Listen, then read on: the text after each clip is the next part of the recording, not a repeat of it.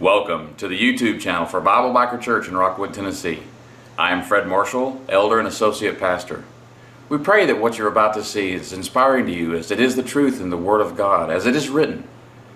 We pray that it blesses you and anyone that you share it with. If you like what you see, please click on the like button and subscribe to our channel. Also know that you can find us on Facebook under the page name Bible Biker Church. Thanks and have a blessed day. Did everybody have a good Saturday yesterday? Woo! We had a good week? That's good. A couple of announcements that we have today is next Sunday is going to be band practice starting 3 o'clock. at 3 o'clock. What's that going to run to? We'll try to be done by 5:30. Okay. We'll try to be done by 5:30. Cotton's Chapel. Oh, and it's going to be over at Cotton's Chapel, our other building that we have. And then after that, and we're actually, are we starting that today, brother? Next week. Okay, next week. We'll do a short, brief overview after church. Okay. Our youth group and the parents that has kids that are middle school and above, if you'd like for them to start attending our youth classes, our youth meetings are going to start Sunday. Band practice is going to be ending 5:30, and then the youth leaders will be heading over here to get everything opened up for the youth. And we don't have Sunday evening services, so that'll be just for the youth group. So anybody that would want to bring their kids, or if you know anybody that has kids that want to be involved in the youth group, can come over here and deal with that. Do you know about what the times are going to be? Is it going to be? So band practice, maybe around 5:30 to 6 to 8. 6 to 8. 6 to 8 is going to be our youth meetings here. And that's going to, today, if you want to have your children involved in that, today, get with Brother Adam, Brother Andy, and is Summer here? Oh, and Summer sitting right in front of him. Get with those two, and I believe my daughter's going to help with that too, but we'll see what she ain't in charge of. She ain't here. But anyway, just get with them and find out what you need to do with them. I do know that they're going to be trying to feed the kids while they're here, which means at some point we will need to have a schedule set up to where we can kind of help provide some of the meals as they go, because we can't put that all on the leaders of the youth group to do that. We could actually have that prepared and come and drop it off for them when they're ready to meet up, or we can leave it here through the after the service. If we have it put up, and we got a little mouse in here somewhere. I've seen it scurry about, so we can't leave food out like that. But I'm hoping within the month we're going to have our fellowship hall opened up, and the fellowship hall is where the teens will be meeting, so that they have the kitchen and everything right there with them. So we're looking at doing that. It'll give you all a quick little rundown of it the day after service, and then we're going to meet here at 6 o'clock next Sunday after church and after band practice. So a lot going on. What day was the trip now? 22nd? For the fishing trip? Yeah. 22nd of September. September 22nd, we're doing a little fishing trip. Anybody interested in going fishing? We'll just leave church and head out and go fishing. So just let us know who all's interested in doing that. We do have some rod and reels that we can provide for that. So if you don't have a rod and reel, or if you don't know how to fish, it's for us to go out and have fellowship. So you'll need to bring a lunch with you. Listen, Gene, you gonna feed us all, or do we need to bring lunch? Peanut butter jelly. Peanut butter jelly. Okay, and also don't forget, on Thursday evenings is when we have Throttle Up Biker Bible Study. Call it Tubbs. That's over in Cotton's Chapel as well, our other building over there, corner of Winchester and North Douglas Avenue. That people start meeting up around 6:30, and he tries to have the Bible study starts at 7 o'clock. And he's pretty prompt on his times. He's usually out by about 7 o'clock. And a lot of times we have snacks. We got refrigerators and all over there with drinks, just like we plan to have here. Which leads me to, we have water back here. If you want water, you can have water, and you can bring it out here and drink water out here. At some point when we have our refrigerator, we'll have sodas and things like that, just like we did at the other place. And that's all free. You don't have to pay for none of that. So with that being said, we're going to talk about how we pay for what we pay for. Okay, so we don't pass a collection plate in front of people here. We don't think that's right. I think that, well, there's a lot of us here that feel like your relationship with God is between you and God. Not between you and us and God, but it's between you and God. So what we've done is we have a little coffee station over here too. You can get coffee during service.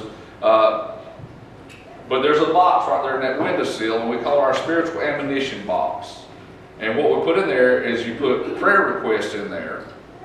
If you have someone that's in the hospital that you'd like to be visited, you put that in there. If you're going into surgery and going to be in the hospital for a while and want to be visited and prayed for, put that in there. Anything that you can think of for a prayer that you may need, you can even take that a piece of paper and write down what sin you have stuck to you that you just can't seem to shake off. And you don't have to put your name on that. God knows who you are. And all we do is pray over the people that have put things in there. We've got a prayer team put together that prays over things that go in that box. So whatever you want to put in there for prayer requests or anything that you just need to turn over to God, you put in there. And that's also where we have some people that like to pay their tithes. You can put that in there. The only way that we can really track stuff like that is if you do the cancel check, or if you come up to us and say that you need that to be tracked. But just, we've not really been sending anything out to people over that. We haven't been in business long enough as a church. And this is not a business about money, it's a business about winning people over to Christ. So or it could be for your heartfelt offerings that God puts on your heart to give. So that's what that box is for. It could be a suggestion box, but I feel like it would fill up real quick.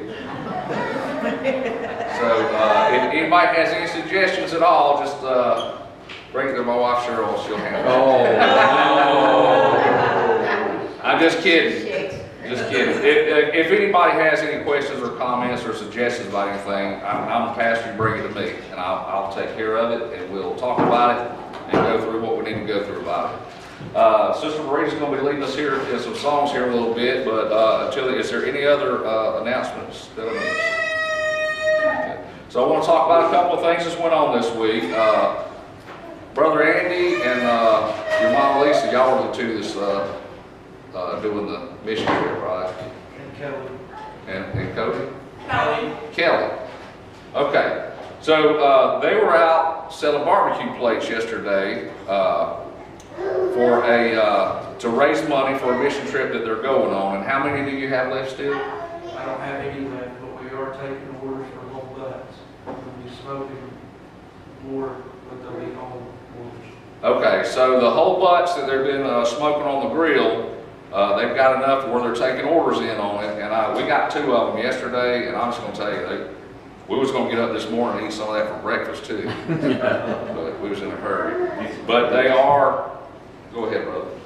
Also, we're doing a fundraiser at the Potter's house immediately after church today. They're having dinner over there. It's by donation only, and everything that's received will be split among the ones going on the trip that are working that day. Okay. That, Yeah. So see, this is do what? if everybody like to go over and eat lunch. Yeah. So if y'all want to leave here, go eat lunch over there. We can go eat lunch over there. But one thing to think about on that too is there's so many times when people need donations for the mission trips and things that they want to go to. You don't really find a whole lot of people that's wanting to work for that anymore. So they're providing actual meals and services and all that, and just asking for donations on what they're doing. But it's for a specific mission trip that they're doing. And where are you going to now? Lucas, Ukiah, Arizona, it's on the Navajo Reservation. these people literally, it's like going to a third world country, they have nothing. Yeah. We give out clothes and stuff, we literally take what money we left at the end of the week, and stuff they crafts in their houses with insulation. So it's pretty serious what they do. I have a question for y'all. Are y'all taking donations of clothes? Like, do you need clothes? and actually Any take care of donation you? of clothes, and we'll take bicycles, these kids love bicycles, balls, so anything like that we can get in here, we'll make sure to get it over to the barge house and get it on the trip. Okay, what's the cutoff date for that? We're gonna be loading the Monday after Memorial or Labor Day.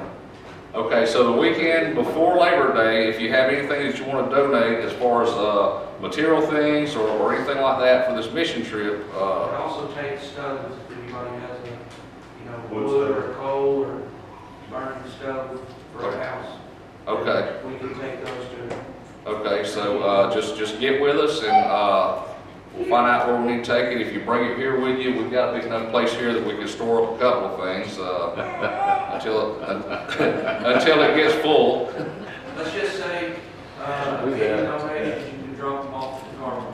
Okay, any donations that you want to drop off, you can take over to Integrity Motors, is over in Midtown, right there across from where the co-op is. Plenty of storage there. What? There's plenty of storage there. They got plenty of storage there. Oh yeah, y'all do, don't you? Okay, so that's done, but like I said, how much are you getting for those butts now? We're gonna do, probably 25 for the little small ones and 35 for the large ones. Okay. So, and it's good food. I can vouch for that. I ate some last night. I'll be eating some tonight and tomorrow night, and however long 2 of them will last me. But it was well worth it. Okay, so got that covered and everything. And I guess we're gonna get Sister Maria up here to lead the songs. And as she's getting everything ready, I'm gonna go ahead and open it up in prayer. All right. Dear Heavenly Father, Lord, we just thank you for this opportunity that we have to come in your house, Lord, to worship you, Father God, for the freedom that we have to do that. Lord, we just thank you for the Holy Spirit that fills this place, Lord, and we thank you for each and every person that's here with us today.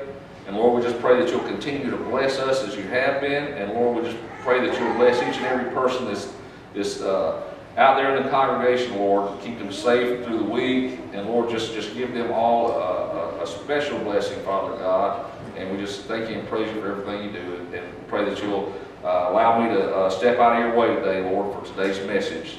That it'll be the words that you want, Lord, not the words that I want. In Jesus' name, amen. Amen. Okay. Okay. So we're not going to be jumping and prayer house like I normally do today. Not so much the church gesture. But we're going to listen to songs that minister to the heart. So let them speak with you today and praise up. So if everybody will rise for today's music.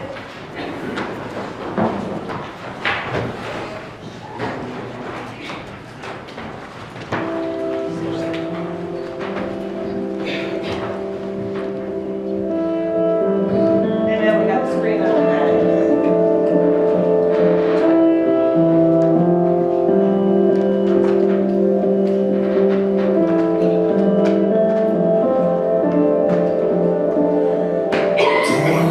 Sadness,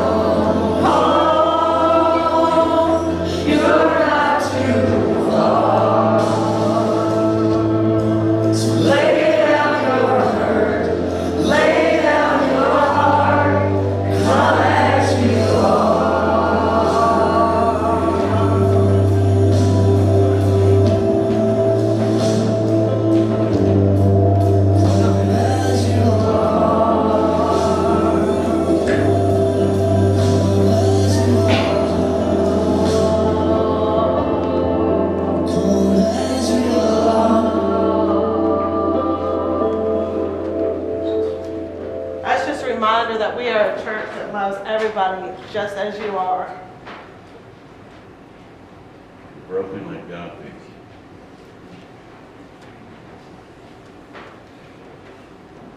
Cause you've been walking the same old road for miles and miles. You've been hearing the same old voice, the same old lies. If you try to feel the same old voice inside, there's a better life. There's a better life. But you got pain, you the pain maker. If you feel lost,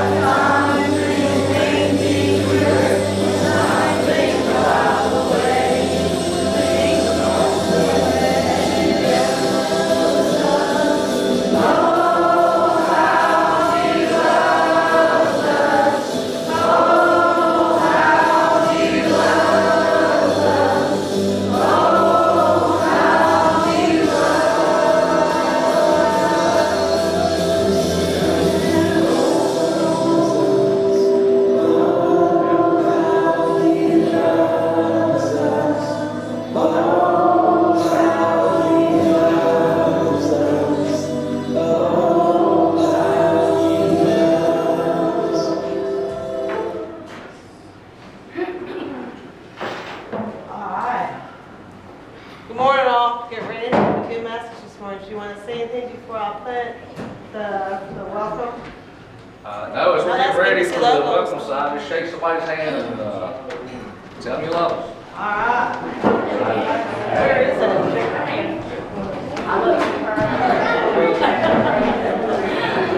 Where is it?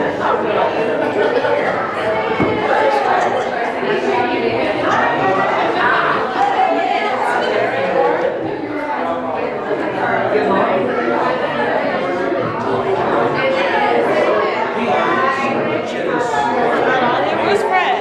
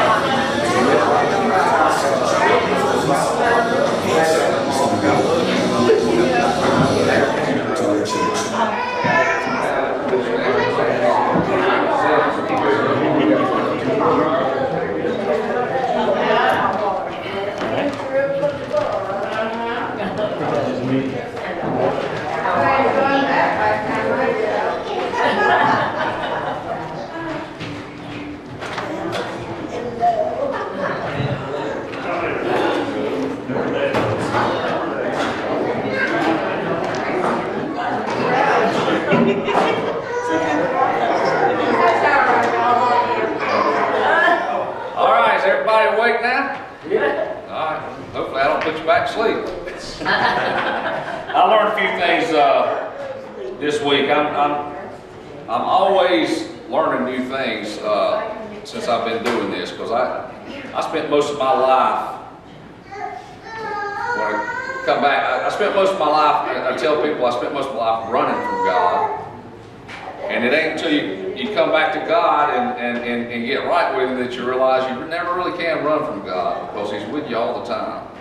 He's just there waiting for you to accept that.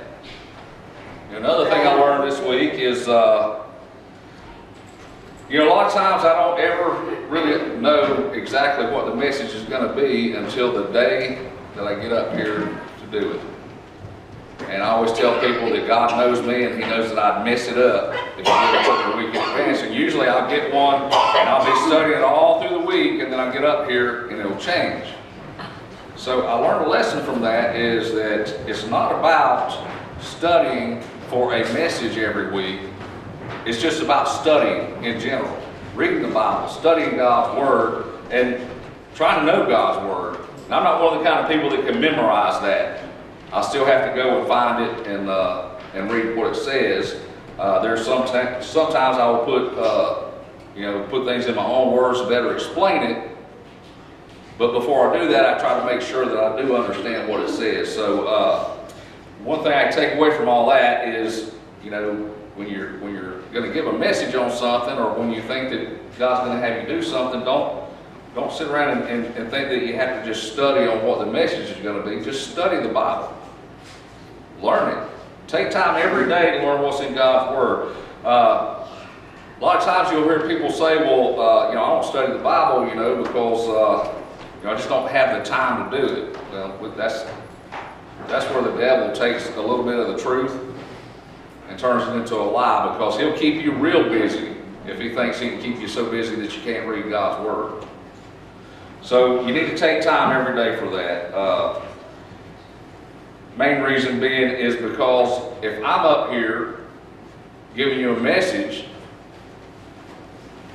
you don't need to take my word for it. You need to look back and look through the scripture that's read and make sure that it's the way that I said it, for two reasons.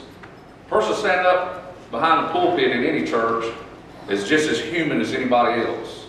And a lot of people will have you believe that we're very educated, and I'm going to be the first one to tell you I'm not educated at all, especially in God's Word.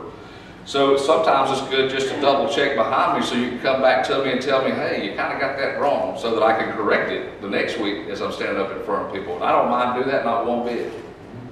But the main thing to take away from that is don't ever just take whoever's preaching's word from the scripture that they read. You need to read it for yourself and see what God puts on your heart, on how that affects you.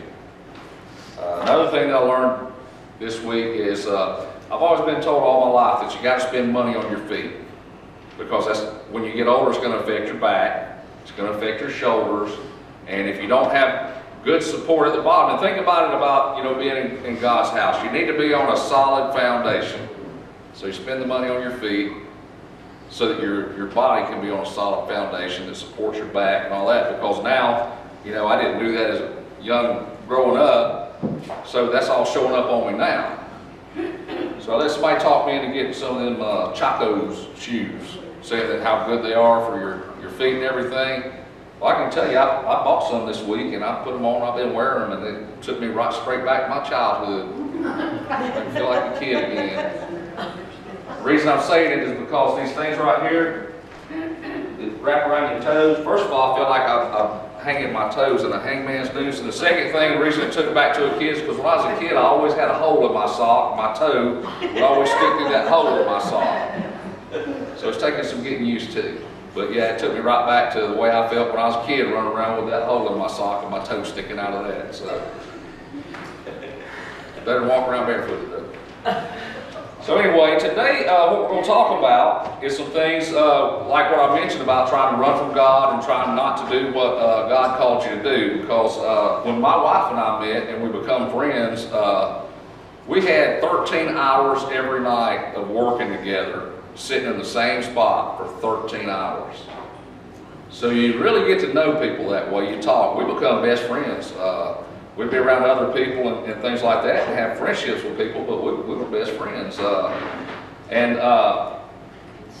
We stayed best friends for a long time before we ever started dating or anything. But the thing is, I told her, she was telling me about going to church, and she went to church over at Trenton Street in Harriman, Trenton Street Baptist Church.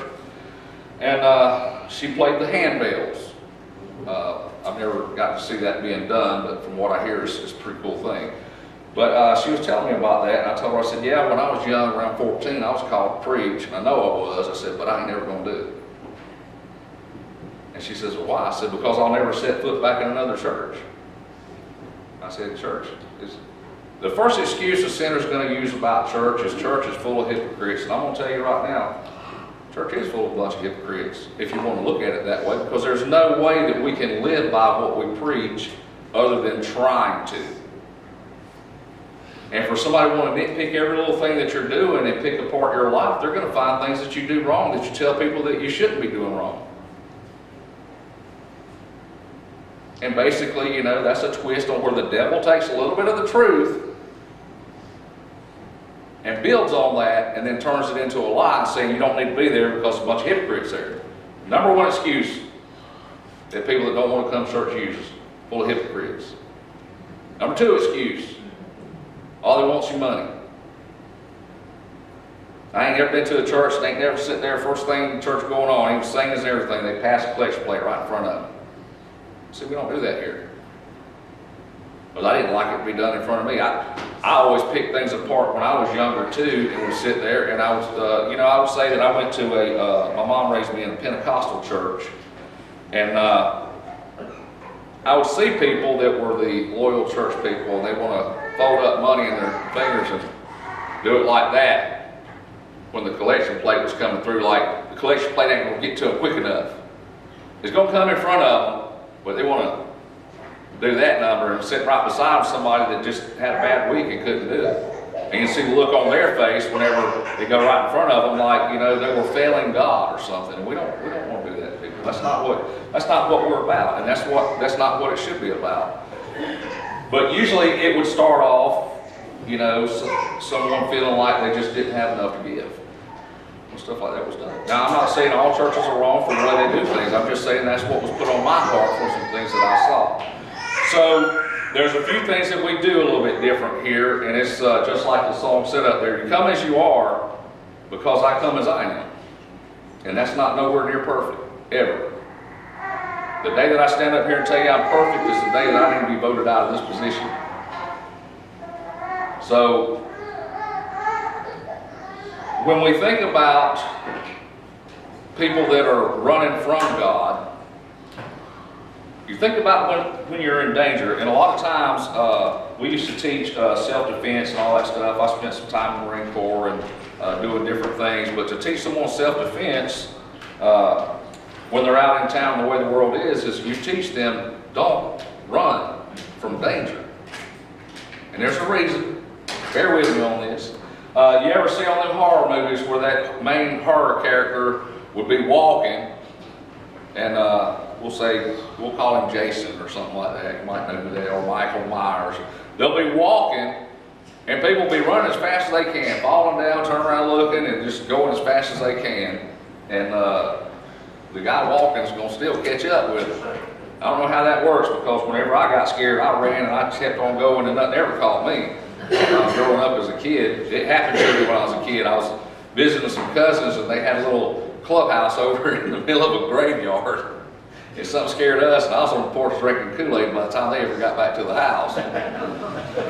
So what I'm saying is, we would teach people, don't run from danger.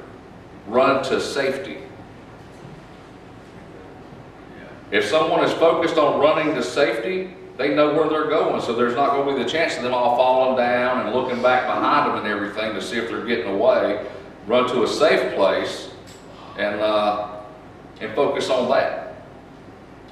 See, if you focus on what's in front of you and not what's behind you, chances are you're not going to fall down as much. So that's something that you need to keep right up here and just lock it away. Because when people say that they're running from God, they're going to fall down a whole bunch because they're looking behind them. And I'm not comparing God to some kind of serial movie monster or nothing. I'm just saying that we need to explain to people that say that they're running from God and tell them, well, why don't you try running to God? You'll fall down a lot less. When you get back up, you're going to feel a whole lot better. There's going to be a peace in your life that you'll never be able to experience unless you know that you're running to safety. So that's one of the things that we get wrong all the time when we're out there thinking that we know all the answers. There's a lot of peace in knowing that you're running to safety instead of the fear of thinking that you're running from something. So anyway, as you can see, I am in church and I am preaching now, and my wife won that battle. But I think that's why God sent her my direction, is to I told her one time that I was going to take them to my church before I started going back to church. I said, I'm going to take y'all to my church, just wear a pair of shorts, be all right. It was her and a little girl that we adopted as our granddaughter. We spent a lot of time with her. So what I did is I told them to get on a pair of shorts and told them, I took them to Tellico, took them trout fishing. And I said, this is my church, this is where I talk to God. Well, you know, you can talk to God wherever you're at. And anywhere you are is where the church is at, because you are the church. If you're saved and you're doing God's work, you are the church. But the thing about that is, you cannot forsake the assembly of God. And the reason I'm going to tell you why is because you're still going to fall a whole lot. And when you come in and can find the support of one another and have a message that I would hope would inspire you. See, my job up here as a pastor is sometimes I might preach a message that you feel like you're being tore down on, but if that message also does not include trying to build you back up, then the message is failing. Because I can't tell you, hey, I know what's wrong with you, unless you're able to tell somebody how to fix the problem. And you also get to come in here and meet up with other Christians going through the same struggle, so that you understand that it's not all on you, and you're not the one you're not doing everything wrong. Just understand, if you're going through a bad time, that the devil's just tearing you up, well, that's because the devil ain't happy with where your relationship is going with God. Keep focused on God, though. Run to safety. Run to God. That's the safest place you'll ever be. What's the worst thing that can happen to you if you're a child of God, saved by the blood of Jesus? You're going to spend eternity safe for the rest of your life. Praise God. Not here on earth, though, because you're still going to struggle here on earth. There are people that just ain't going to like you. There's going to be people that try to discredit you. And there are going to be people that will look at you and say they knew who you are in your past. And I'm going to tell you right now, I deal with that all the time. Whenever someone hears that I'm preaching, they're like, huh? You're talking about so-and-so. Yeah, that one. And they're shocked and surprised. But the thing is, God will get a hold of anybody. And I found out a long time ago that I didn't come to church and clean myself up. I just come to church and give myself to God. And God's been doing all the work ever since. Here's so many people saying, I'll come to church, but I got some things I need to straighten out in my life first. You'll never get that straightened out. These are the things that we need to be explaining to people that tell us that, because it actually scares me now for one of my friends or one of my family members to say, I've been wanting to go to church, but there's some things that I need to straighten out in my life before I come to church. So you go back to a point of saying, okay, well then, why has the world got to a point now where they feel like they got to be cleaned up to be in church or to come to God? What have we done as a church to cause that? Well, we take all that away here, because if you come in them doors, you come exactly who you are, because God knows who you are. God knows your heart. God knows exactly where you're at. And the fact that you're in here sitting in a church listening to a message today means that you already know that. And the fact that you know that means that we need to be going out there and telling others that.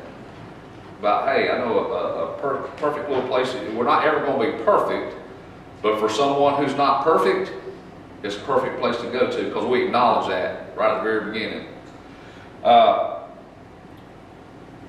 We're all going to have things going on in our life that's going to make us want to give up. We're all going to feel like there is no hope.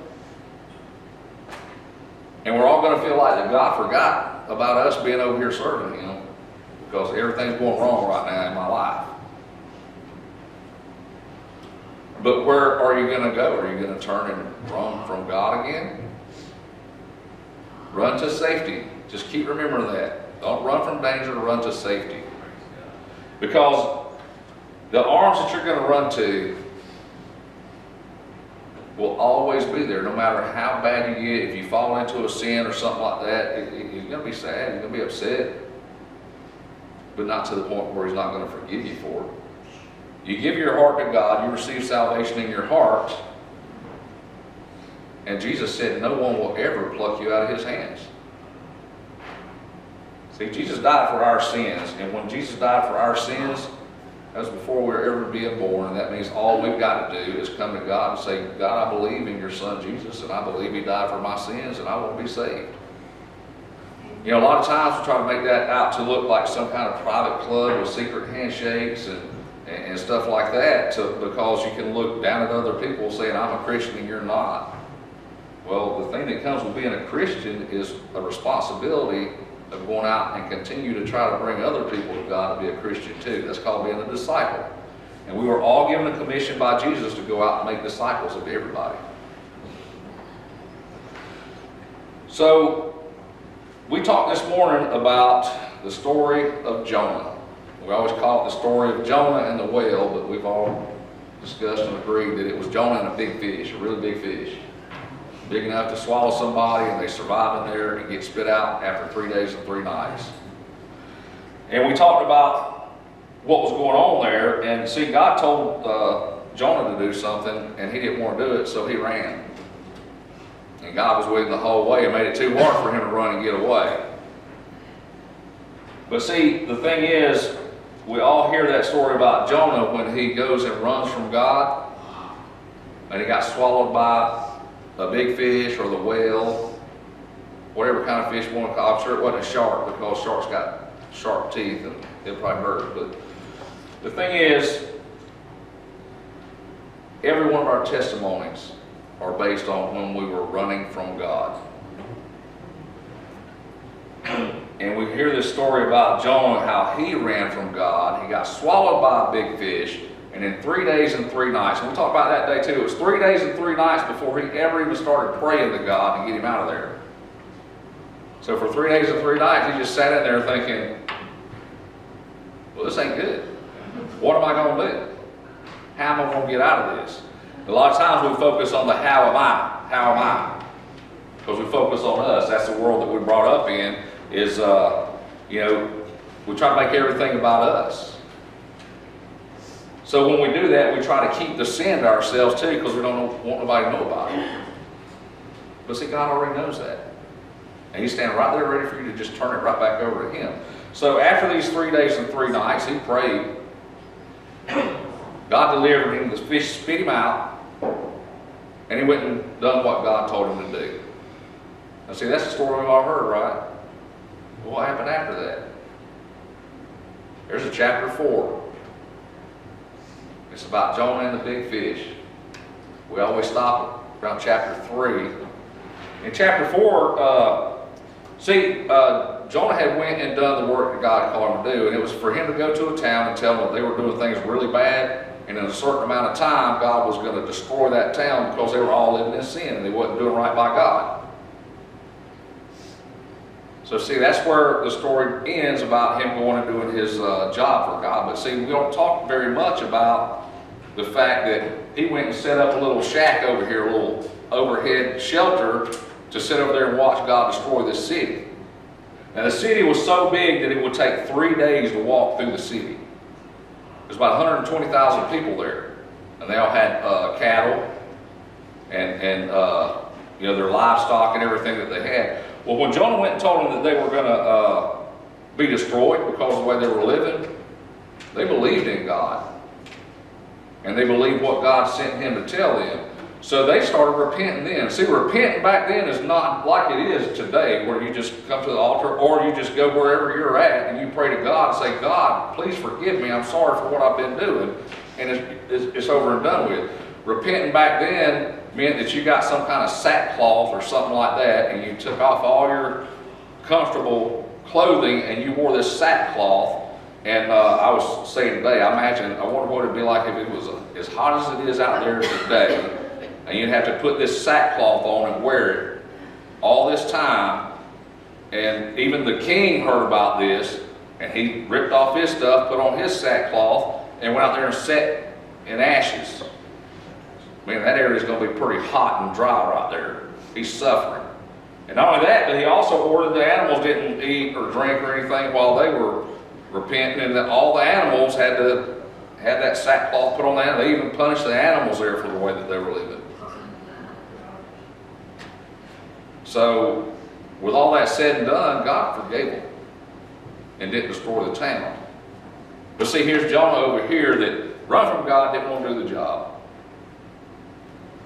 And he gets in there and tells them what's going to happen. So he goes over there and sits and waits to watch God do what's going to happen.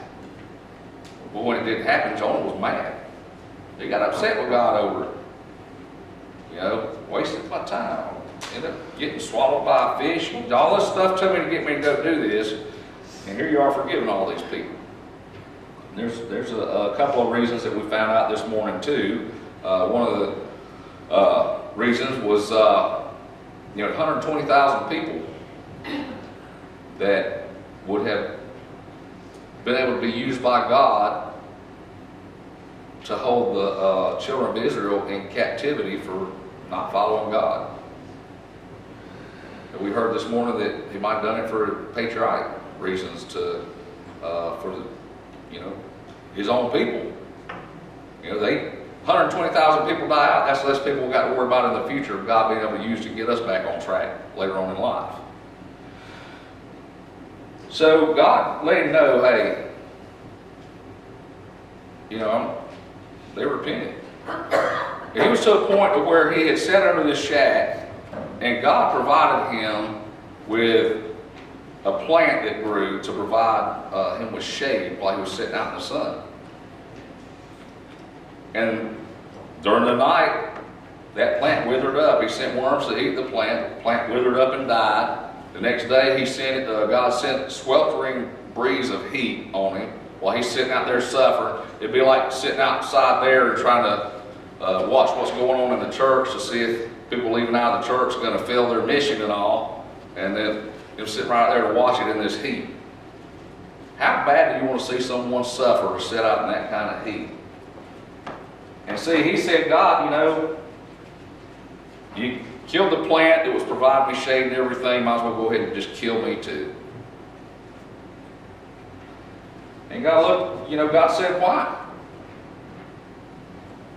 You're upset because your plant died. That plant was serving Jonah, providing shade and comfort. It was serving him. It died and it was no longer serving him. He was upset that the plant died, wasn't keeping him shade, doing what it was supposed to be doing for him. So God explained to him, there's 120,000 people that repented and are serving me right now because they know that I'm who you said I was. They know who I am and they're serving me right now. Just like that one little plant that was keeping you comfortable that you're upset with because it died. This 120,000 people and all their cattle, all their livestock, and everything repented. And they're serving me. And that's why I decided not to kill them. See, a lot of times we focus on us. And as Christians, we always think that, anybody comes against us as Christians, God's going to punish them. So we start thinking about all our enemies. And we all got enemies.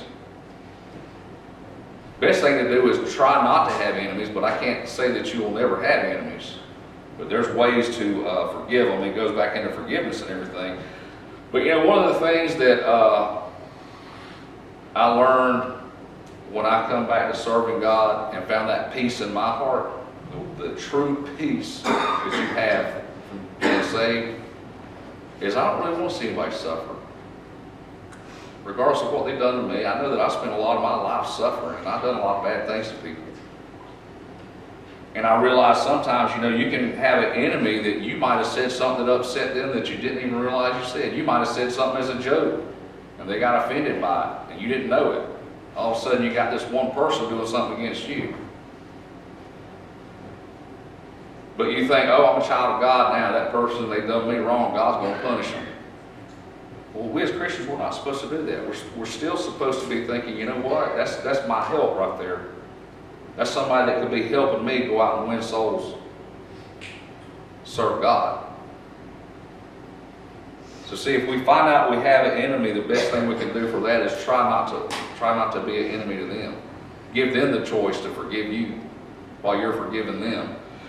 But see, over here in Proverbs, one of the things that I was taught when I was younger, and it was out of Proverbs, and if somebody out there knows anything added to this, just let me know. But it says, Proverbs 24, chapter 24, verse 17, it says, do not rejoice when your enemy falls, and let not your hearts be glad when he stumbles.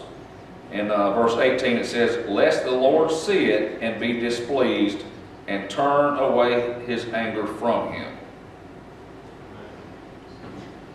So see, if you're rejoicing over the fact that God's about to punish your enemy, you think about old Jonah there.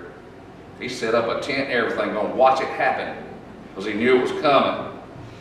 And God was saying, well, no, they're really sorry they've done it, and they're showing me how sorry they are. And I'm not gonna rip them apart. I'm not gonna kill them now.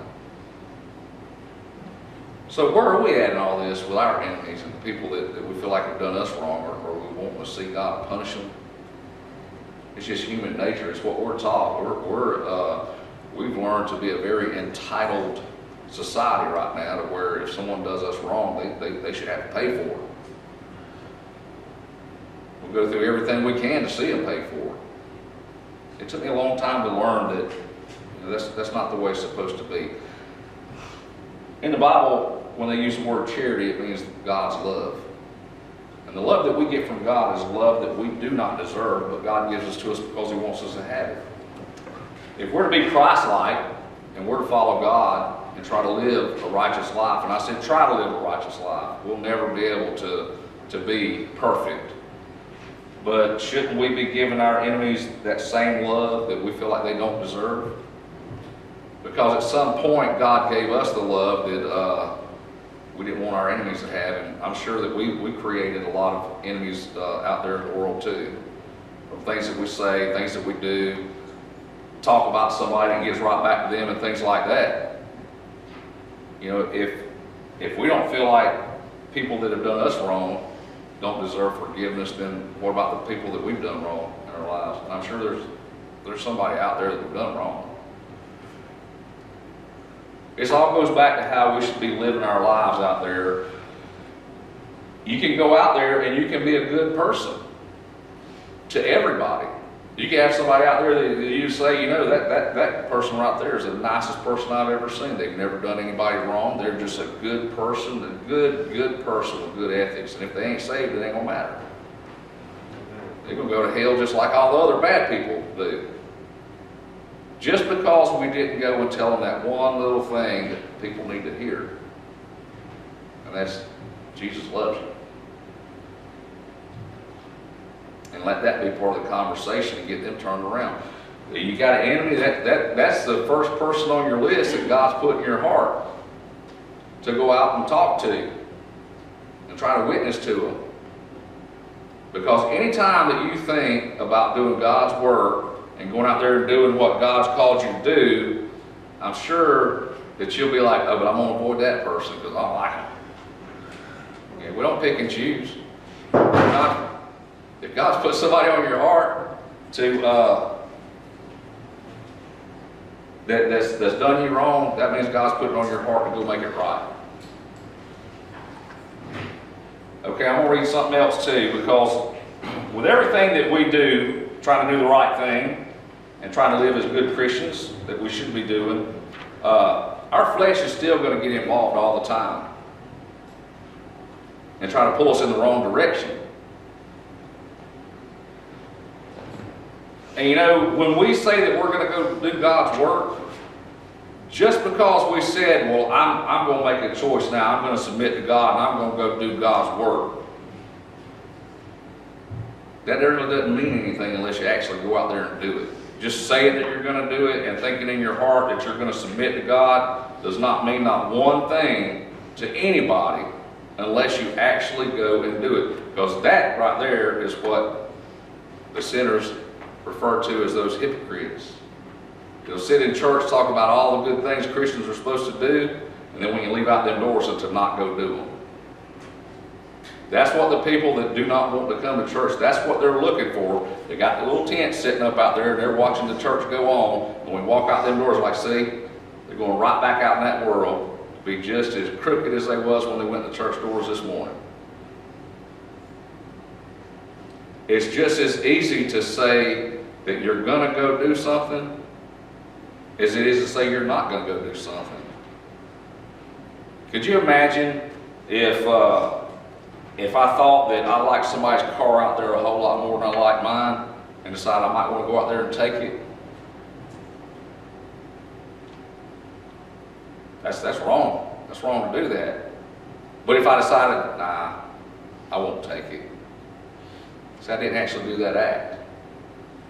But see, as Christians, we should ask forgiveness for those thoughts.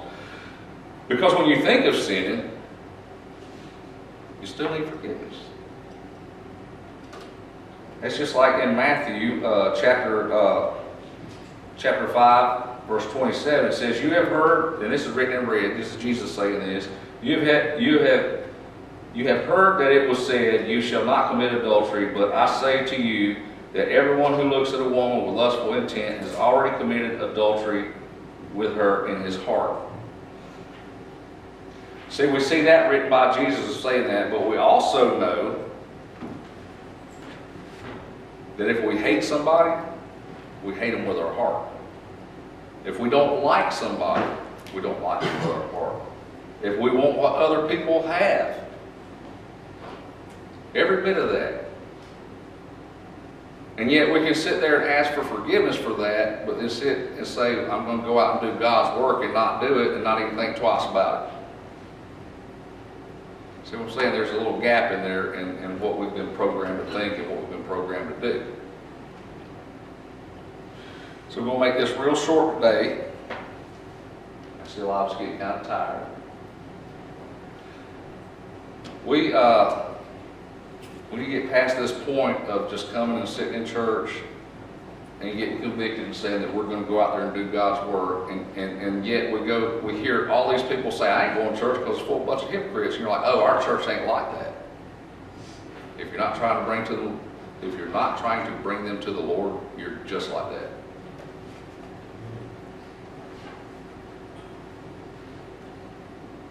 We don't go beat people over the head with the Bible. We don't go try to just yell God into them or anything like that. Stand over and tell people you're going to hell. That's condemning somebody. The way we do that is to go out with love and go to the people and just ask them, "Hey, anything I've done when I was living, in sin, just please forgive me for it."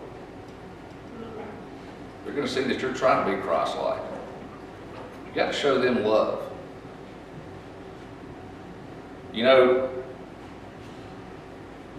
We always hear that if you can't love someone that's standing right in front of you, then how can you love God that you've never seen?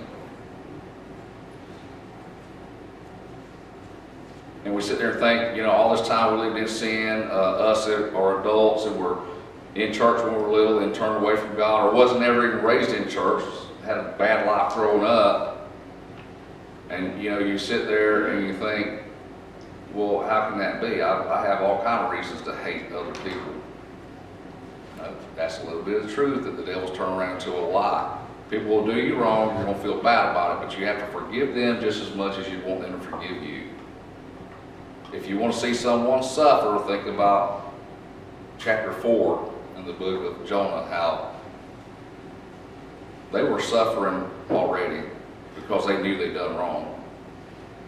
Let's go out there and try to teach others how to run to safety instead of from danger.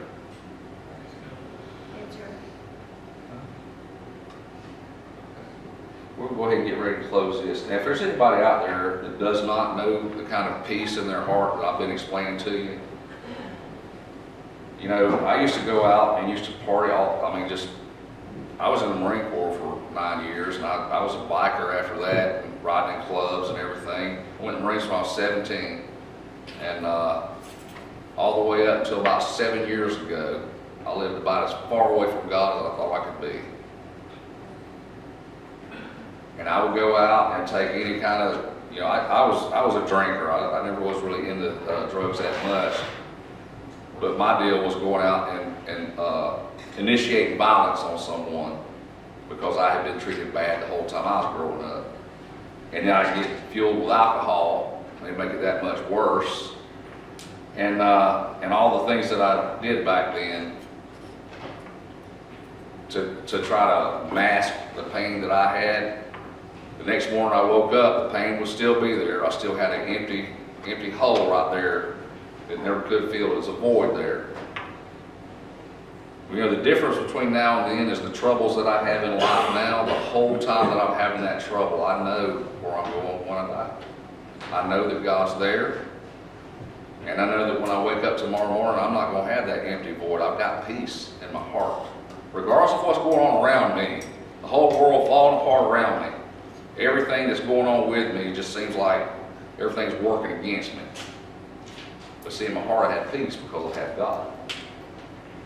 And that kind of peace, if you don't know it, this altar's open. If you don't want to come to the altar, call one of us off to the side or something after the service and let us know that you want that peace, because it's out there. If you want to know that peace, talk to one of us. Let's explain how you can have that peace. Anybody in here that's someone that would help lead a person to peace? See, I don't want to call anybody out in church, but the ones who are working Christians, going out and trying to show other people how to have the peace, I don't mind having them raise their hand and show you someone that you can talk to. I'll be the first one. You can come talk to me anytime you want to. You got Brother Fred, you got Brother Gene, you got Sister Darla, you got Sister Marita, you got Brother Allen, you got Sister Summer, you got Brother Andy, Brother Tim. All of us, see, we know that peace. We don't mind one bit telling you how to find it. I don't like to call people out and make them feel like they got to come up in front of everybody. So just talk with us about that. If there's anybody that needs to come up to the altar because they have sin that they can't get rid of, or wants to talk to us on the side about that, I'll tell you about that too. And I know we're going to go ahead and close the service today, but just remember this altar is always open. The people that raise their hand is available for you to talk to anytime you want to talk to them. But if you don't know that peace, please don't leave here today without talking to one of us.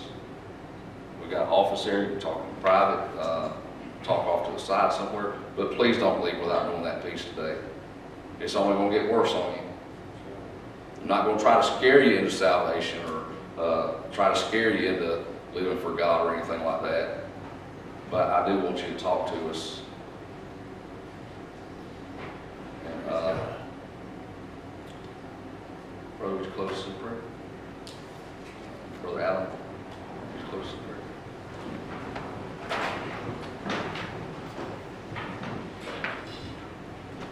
Father, as we come forward this morning with come with grateful hearts, thankful for all that you do for us, the way that you love us, the way that you continue to extend mercy and grace towards us. Thank you most of all for Jesus taking our place on the cross to pay for all of our sin.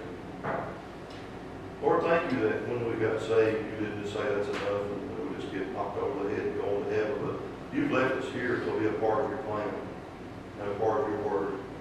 So help each one of us to understand what our part is, what part of the body of Christ that we're supposed to be, what our calling is. Each one has a calling. Just make it plain. And help us just to walk in surrender and obedience to you in a way that you give glory and honor for our lives each day. Lord, I pray for Pastor Brother Will that you continue to give him wisdom, discernment, that you give him boldness, that you give him everything he needs to lead this church in the way that you would have us to go. Father, just thank you for who you are, for loving us the way you do, for the opportunities you'll set before us this week to love on other people and share Jesus with them. We pray all these things in the sweet, precious name of our Savior Jesus.